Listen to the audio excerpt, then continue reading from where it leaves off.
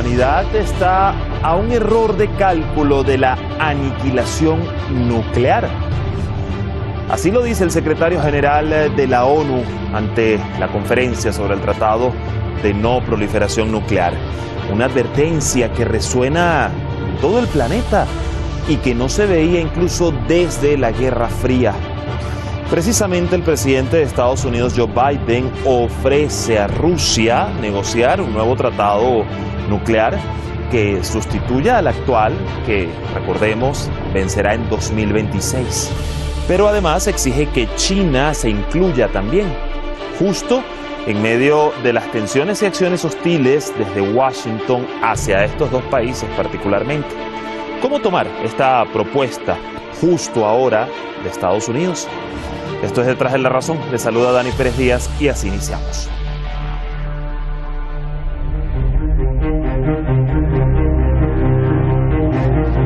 Los entonces presidentes de Estados Unidos y Rusia, Barack Obama y Dmitry Medvedev, firmaron el START 3 o Nuevo START en Praga, República Checa, el 8 de abril de 2010.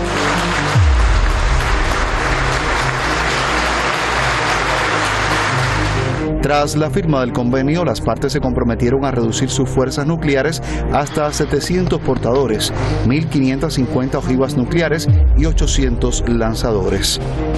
En febrero de 2021, ambas partes acordaron prorrogar sin condiciones previas este acuerdo, el único vigente sobre reducción de armas entre las dos potencias nucleares hasta 2026.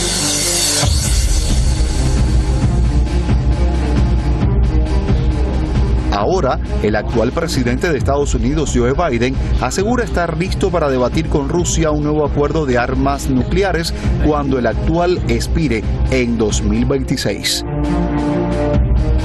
Incluso en plena Guerra Fría, Estados Unidos y la Unión Soviética pudieron trabajar juntos para defender nuestra responsabilidad compartida de garantizar la estabilidad estratégica. Hoy mi administración está preparada para negociar operativamente un nuevo sistema de control de armas que reemplazará al START 3, cuya vigencia termina en 2026. En una carta a la 10ª conferencia del Tratado de No Proliferación Nuclear, Biden enfatizó que las discusiones encaminadas a articular un nuevo sistema de control de armas nucleares deben incluir a China. China también tiene la responsabilidad como Estado con armas nucleares del Tratado de No Proliferación y miembro del grupo de 5 países nuclearmente armados de participar en conversaciones que reduzcan el riesgo de un error de cálculo y aborden la dinámica militar desestabilizadora.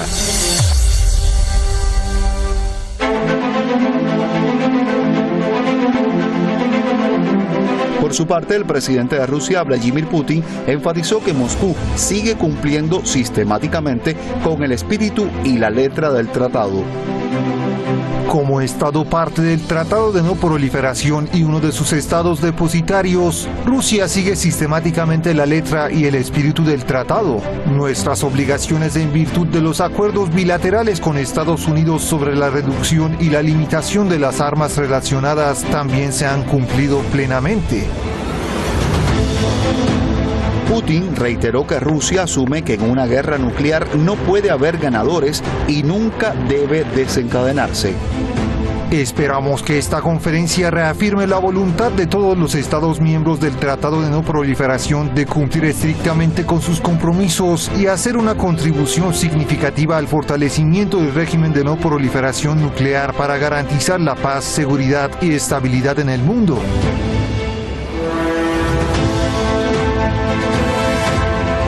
En la inauguración de la nueva conferencia del Tratado de No Proliferación Nuclear en Nueva York, el secretario general de la ONU advirtió que la humanidad está a un error de cálculo de la aniquilación nuclear.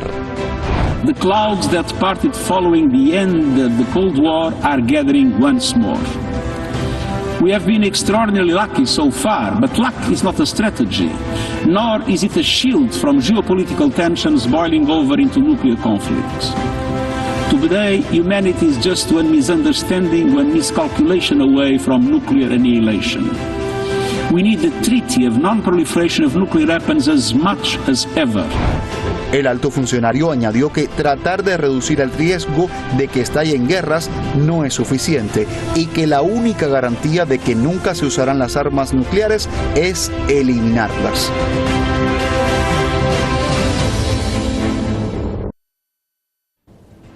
Eliminar las armas nucleares, un desafío, algo que parece pues imposible, y más en el contexto actual. Gracias al equipo de redacción y producción por este material. Vamos a presentar a nuestros analistas de inmediato.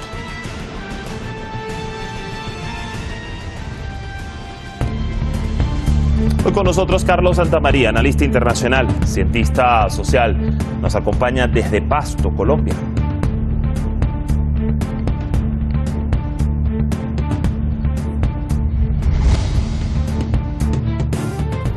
Y también con nosotros Pablo Jofré Leal, analista internacional, especializado en relaciones internacionales, desde Santiago de Chile.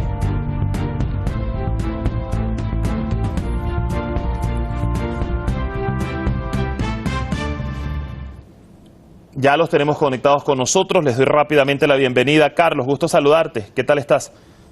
Muy bien, Dani, un abrazo para ti y para mi querido amigo Pablo Jofré. Y Pablo, bienvenido como siempre a Detrás de la Razón, ¿qué tal? Dani, un gran abrazo, un agrado estar nuevamente en Hispan TV y un abrazo fraterno también a Carlos Santamaría. Bueno, allí lo veíamos, pero a ver, Carlos, inicio contigo, faltando unos años para la expiración del actual New START 3 y en medio de un álgido panorama como el actual, ¿cómo tomar en principio ese ofrecimiento del presidente Biden a Rusia para ir negociando un nuevo tratado nuclear, pero sobre todo, cómo lo debería tomar Rusia? El gobierno estadounidense siempre habla de paz, sin embargo pensando en la guerra. Han ocurrido 3 hechos muy importantes, por eso hoy día Estados Unidos está muy preocupado. Primero, ya se conoce un misil hipersónico que no podría ser controlado por el gobierno estadounidense y sus fuerzas militares. Se está hablando de un submarino nuclear llamado incluso Poseidón, que podría provocar grandes tsunamis en las costas estadounidenses. Y asimismo, Rusia dijo, vamos a hacer una operación militar para defender a las repúblicas populares de Donetsk y Lugansk, y cumplió. Quiere decir que hoy día Estados Unidos sabe que con Rusia tiene que manejarse muy cautamente. Además, existen otros elementos. ¿Cómo lo toma Rusia? Sabiendo que Estados Unidos, primero, hoy día no tiene estadistas serios. Solamente hay funcionarios de segunda o tercera categoría. Además, mintieron con la bomba atómica cuando ya todo estaba resuelto e igual la lanzaron. Y asimismo, no tienen cerebros pensantes que calculen lo que deben hacer. Por tanto, vemos el caso de Ucrania y cómo Europa está hoy día siendo castigada. Y en última instancia, es una mentalidad guerrerista. Llevan 2 siglos peleando contra otros. Creo que esto ya nos da la primera respuesta. ¿Cómo lo toma Rusia? Con desconfianza, sabiendo que el gobierno estadounidense miente, engaña y trata de hacer trampas. A ver, de hecho, el vicepresidente del Consejo de Seguridad de Rusia, Dmitry Medvedev, puso hoy en duda esa propuesta de Biden, pero ojo, no quiere decir que Rusia no esté de acuerdo con formar parte de un tratado de no proliferación nuclear. Él expresó textualmente, dijo, todo esto por supuesto está bien, con todo, insisto. Ahora la situación es mucho peor que en la Guerra Fría, mucho peor, y nosotros no somos los culpables. Estoy citando a Medvedev, ¿no? Y a ver, Pablo, tomando en cuenta precisamente la alta tensión y la hostilidad constante en este momento desde Occidente, sobre todo desde Estados Unidos contra Moscú, ¿realmente crees que podrían sentarse a empezar a negociar pues un nuevo tratado de no proliferación? ¿Lograrían un acuerdo en ese sentido? Bueno, Dani, lo que le dice Rusia a Estados Unidos es que espera tener un socio de buena fe en cualquier negociación, ¿no? Sí. Le está diciendo con claridad, no confío en ti, no has cumplido los acuerdos. Unilateralmente Estados Unidos ha realizado una serie de determinaciones que han pasado por encima de los acuerdos que vienen desde fines de los años 80 del siglo XX. Todos los tratados de no proliferación nuclear, más que de no proliferación nuclear, de restricción de instalación, de movimiento de plataformas de lanzamiento de proyectiles nucleares, y sobre todo ha incumplido con un hecho fundamental para Rusia, que es el tema de las garantías de seguridad. Si yo te digo a partir del año 1991 que no acerques la OTAN hacia mis fronteras occidentales, y tú lo haces, y tienes países que están dotados de armamento nuclear que son parte de la OTAN, yo entonces debo desconfiar de cualquier medida que lleves a cabo. Por tanto, la buena fe que le exige Rusia a Estados Unidos no está presente. Y no está presente porque cada medida que se ha tomado va en función de cercar a Rusia, de ejercer políticas de máxima presión. Y cuando Rusia no cede a esos planteamientos hegemónicos de Estados Unidos y los suyos, lisa y llanamente se establecen sanciones, bloqueos, embargos y políticas de máxima presión, como te señalaba Dani. Sí. Por tanto, Rusia lo que le está exigiendo a Estados Unidos es que si quieres conversar, si quieres prorrogar un acuerdo como es el START, indudablemente yo estoy de acuerdo en eso, porque creo en que hay que limitar la proliferación de armas nucleares. Pero ¿cómo voy a confiar en ti si además estás apoyando con armamento, tecnología, recursos financieros, junto a la Organización del Tratado del Atlántico Norte, a todo lo que significa los enemigos de Rusia? O sea, el tema de Ucrania aquí es central para dar cuenta que a lo señalado por Carlos respecto a los puntos indicados, hay que puntualizar también todo el tema energético. Sí. Es decir, Estados Unidos busca hoy alguna salida, algún tipo de acercamiento en momentos de profunda crisis energética, sobre todo en el mundo occidental, y que trae consigo lo que es una crisis económica. Rusia está dispuesto a no ampliar estos 1.550 proyectiles, las 700 bases de lanzamiento submarino y bombarderos pesados, pero al mismo tiempo sigue exigiendo garantías. Y yo agregaría algo más, Dani, antes de terminar mi respuesta, ¿no? Cuando uno habla de tratado de no proliferación nuclear, en el caso específico de Estados Unidos, cuando le dice Rusia tiene que demostrar que tiene interés en la paz, y además mete a China en el escenario, uno diría, bueno, ¿y qué pasa con socios de Estados Unidos en Asia Occidental, como es el caso de Israel, que posee al menos 200 artefactos nucleares y no es firmante del Tratado de No Proliferación Nuclear, que no acepta técnicos de la Agencia Internacional de Energía Atómica? Eso no existe para Estados Unidos, solo exigencias para el resto del mundo y ningún control para ellos.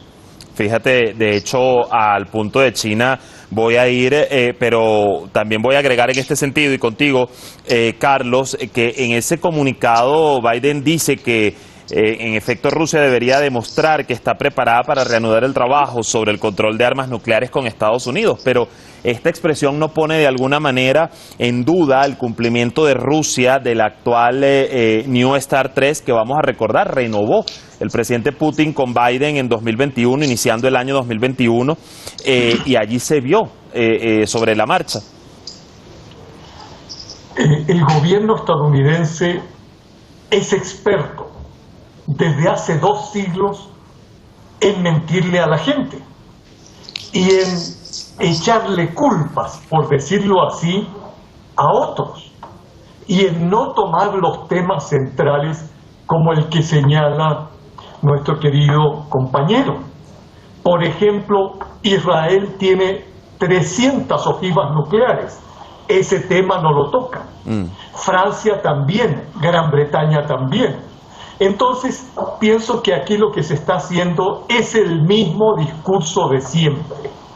Te digo, tú eres responsable, tú no quieres, yo soy el que voy a defender el orden internacional sometido a mis reglas, que son que yo hago lo que deseo. Por tanto, aquí está muy claro que el caso de Taiwán es un ejemplo verídico de cómo Estados Unidos cree que conflictivando al mundo tiene una imagen de democracia y de desarrollo internacional positivo. Hoy día lo de China, Taiwán, que es parte de China, demuestra cómo se sale del marco y dice: nosotros no estamos diciendo que viaje esta funcionaria, pero la defenderemos. O sea, utilizan un lenguaje mediático que ya todos conocemos. Es mentirle a la gente a través de los medios, hoy día mostrarse como los pacificadores, buscar un culpable, engañando a todo lo que se llama la comunidad internacional. Por tanto, lo que sabemos es que este tratado se puede continuar, se puede seguir, sabiendo que una de sus partes, Estados Unidos, jamás será transparente, y cuando tenga alguna supremacía en algún campo, empezará de nuevo con este proceso agresivo y de ataque a todas las naciones soberanas.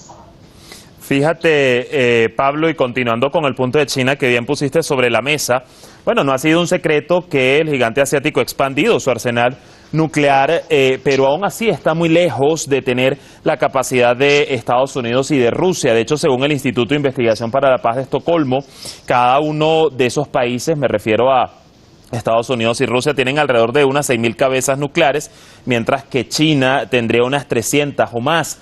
Aún así, Washington pues argumenta que no se puede hablar sobre control de armas nucleares sin la presencia de China. Bien sabemos que sobre Israel nunca lo menciona en este sentido, pero ¿cómo analizar en esta parte para quienes dicen que China sí debería estar inserta dentro de un tratado, en este caso de un nuevo START? ¿Cómo considerar al respecto eso? Bueno, esa es la postura que tiene efectivamente el gobierno de Washington, ¿no? Y en esa línea, en esa postura, a lo que le interesa a Estados Unidos es tratar de sumar la mayor cantidad de enemigos a un control, ¿no? Por eso nos suma Francia, por eso nos suma Gran Bretaña, por eso nos suma Israel, o nos suma ni siquiera la India y Pakistán, en esto que son países que también poseen armamento nuclear. En este momento los grandes adversarios para Estados Unidos en el plano político, económico y militar son la Federación Rusa y la República Popular China. Por tanto, meten en un mismo saco a sus dos enemigos, sus dos adversarios, y dice: deberían integrarse entonces a una política de contención, de control del armamento nuclear, ya sea en los sistemas balísticos, ya sea en los propulsores, ya sea en las armas nucleares y subogivas, pero no, tal como lo ha dicho Carlos y lo he repetido en un par de oportunidades, no pone a sus socios. Y aquí el verdadero peligro son aquellos en los cuales no hay control, no existe control internacional. No existe control por parte de la Agencia Internacional de Energía Atómica al armamento nuclear que posee Israel. No hay control ni por la agencia, no es firmante del Tratado de No Proliferación Nuclear. Entonces preocupémonos de aquellos que no tienen control, sí. Preocupémonos de aquellos que efectivamente representan un peligro. China es un país soberano, es un país que tiene su propia política exterior, y China verá el momento preciso y las condiciones precisas en que le pueda decir tanto a la Federación Rusa como decirle también a Estados Unidos: ¿sabe? Somos los principales países que tienen armamento nuclear, somos potencias internacionales, veamos de qué manera coordinadamente trabajamos una política respecto a esto. Pero usted no me sume al baile que tiene con Rusia.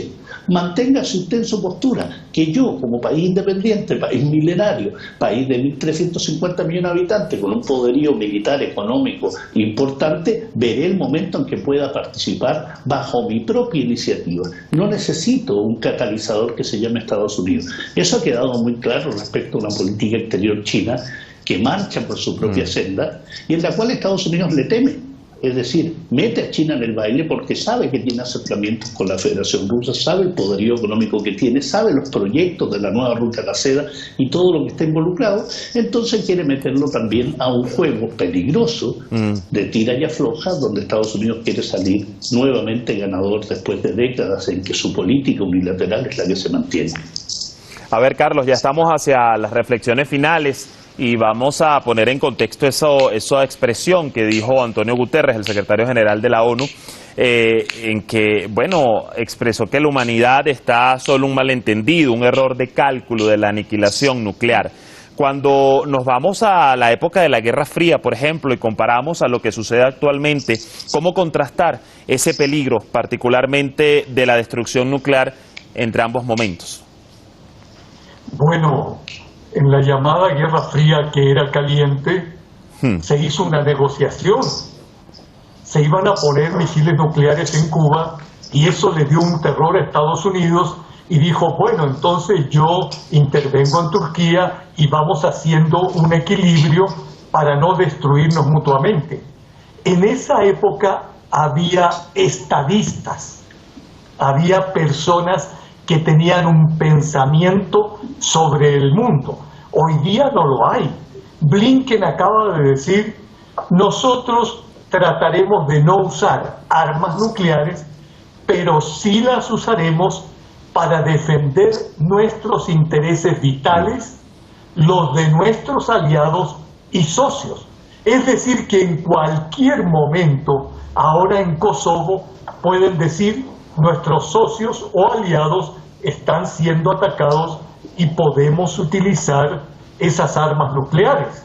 Lo que están haciendo ellos es realmente decir, nosotros vamos hacia la guerra y veremos hasta dónde ustedes resisten. Lo que dijo Pablo es exacto.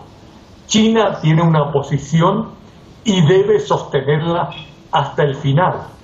Hoy lo de Pelosi los pone en contradicción porque todo el mundo esperaba que iban a tener una actuación razonable y dura, lo que no se ha dado. Rusia dijo, yo intervengo defendiendo a mi gente y lo hizo. Por eso pienso que Estados Unidos hoy día está más preocupado de Rusia, que dice, cumple y tiene todo ese potencial militar que podría hacer contrapeso al gobierno estadounidense, a Washington y a la Casa Negra. Bueno, y no en vano hace unos días hizo también allí una especie de advertencia de imponer sanciones contra China si ésta le seguía comprando crudo a Rusia en medio de todo estas hostilidades de Occidente. Pablo, ya me queda menos de un minuto para cerrar, escasos segundos, y esta misma consideración, si tuviéramos que hacer este contraste entre los peligros nucleares del estallido durante la Guerra Fría y el actual, ¿cómo posicionarlo? Bueno, efectivamente complemento lo que decía Carlos, ¿no? Una guerra fría que fue caliente, pero con un matiz. Fue caliente no en Estados Unidos y no en la ex Unión Soviética. La guerra fría se libró en países del tercer mundo, principalmente en África, en América Latina, en Asia, Vietnam, en América Latina los golpes militares, en África todo lo que significó los movimientos de liberación nacional. Por tanto, hubo un equilibrio, le llamaban el equilibrio del terror, ¿no? Un equilibrio donde se dieron algunas situaciones más conflictivas que otras, la crisis de octubre, las situaciones relacionadas con el apartheid en Sudáfrica, por ejemplo, cuando Sudáfrica termina siendo eliminado como régimen de apartheid. Fueron momentos muy especiales, pero este equilibrio en la actualidad está manejado frágilmente, y bien lo dice Carlos, ¿no? Había estadistas. Sí. En este momento hay pocos estadistas. Creo que en ese sentido las diferencias fundamentales entre el anciano presidente norteamericano, Joe Biden, y la política administrativa de Estados Unidos, que ha sido absolutamente vacilante, que al mismo tiempo hablan de acuerdo nuclear con Irán y luego lo violan, que hablan de acuerdos con Rusia y luego establecen una serie de restricciones. En cambio, Rusia se ha mantenido como federación muy clara respecto a sus garantías de seguridad, a qué están dispuestos a hacer, qué defender, y no van a dejar traspasar lo que han denominado sus líneas rojas. Hay diferencias fundamentales.